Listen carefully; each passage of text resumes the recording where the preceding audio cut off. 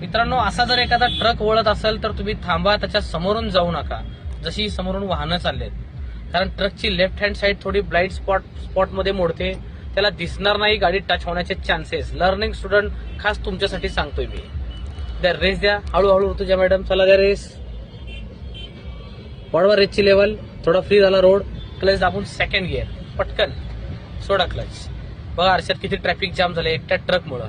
लक्षात ठेवा, असं जर एखादा ट्रक वळत असेल, हेवी व्हेकल वळत असेल किंवा छोटं व्हेकल, सरळ थांबण्यात आपली भलाई आहे. थोडासा त्याला वेळ द्या, राईट घ्या. आपण सर्व्हिस लेनला आहोत, मी सांगितले सर्व्हिसमध्ये ड्रायव्हिंग नाही करायची. राईट इंडिकेटर लावा, मिरर चेक करा आणि सरका मायनस हळूहळू.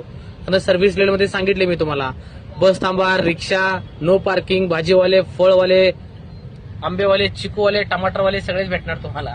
त्या रेस द्या, तिकडे नका जाऊ मॅडम. मिस राजा मिस प्रजा, झिगझॅग करू नका, एक लेन. ट्रकच्या मागे घ्या पहिला गिअर, क्लच दाबून. परफेक्ट. आता ट्रकला बघू, स्टडी करूया. ट्रक पार्किंग करणार आहे, लावा राईट इंडिकेटर.